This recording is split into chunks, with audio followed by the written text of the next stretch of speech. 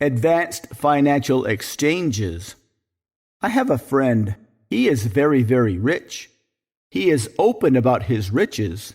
Kind of. He says he can read financial charts, stock charts, commodity charts, and he can just tell when a stock is about to go up. He said it feels like surfing, when you know when to start paddling, and when you know just when to stand up and how to balance, how to ride the wave and bail out at just the right moment, to maximize your upside and minimize your downside. One night he finally told me how he developed this habit. It wasn't through practice or any kind of traditional learning. It was something completely different, something that I never would have expected, kind of like my friend, who would have these poker parties every Friday night at his house. He always won. Not enough to be obvious, but more than enough to pay for the supplies. And he had a very strange way of knowing when some members were on the fence between continuing with the weekly poker party or giving up. Then they would suddenly win a big pot, so they'd come back. One of the group is an accountant, and he'd been secretly keeping records. How much everybody won, how much everybody bet per hand. And one night he demanded answers. He said that the amount of money the host was winning on average was far beyond what you'd expect due to random probability. He told us, and we didn't believe him. He showed us, and I'm still not sure we believe him. The answer was unexpected and very, very unbelievable. My friend built a custom blender using a motor from an industrial chainsaw and the rotor from an outboard motor. Very, very powerful. He uses it to make meat shakes, raw meat shakes. He puts in huge chunks of meat, a pint of vinegar, some onions, and a cup of Tabasco sauce.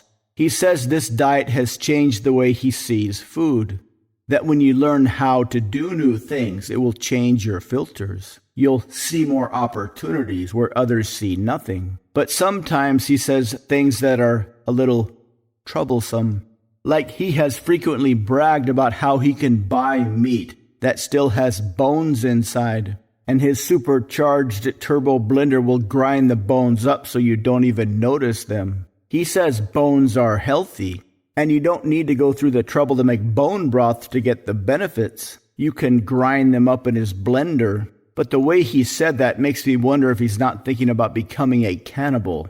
Like if you took a hunk of a person and put that hunk of a person in the blender, you could have a human meat shake. He's never really said that, but I'm sure he's thinking that if there ever is an economic apocalypse, you won't need to worry about food.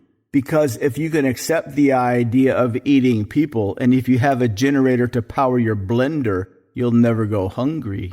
He said before we show up, he has a seance, and he invites the spirits to come into his basement, and the spirits tell him who is holding what cards. In exchange, he gives his winning to their living relatives. To prove this, he invited the spirits to play poker with us, and they promised not to cheat. I still don't quite believe this. I don't know if I believe ghosts are real. I'm not sure if I believe that you can communicate with ghosts, that ghosts are everywhere, that ghosts are all around you.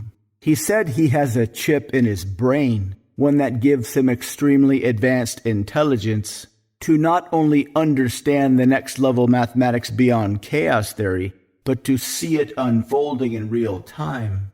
So for him, knowing when to jump in and out of the markets is just as easy as knowing when to ride the wave and when to make a clean exit. He said he got the brain chip from aliens, and in exchange, he finds people for them to experiment on. People with low credibility, so when they report their abductions, nobody will believe them. Since everybody is carrying phones around, it's hard to abduct people without leaving obvious evidence. So he leads them into a secluded area and makes sure they don't have their phone.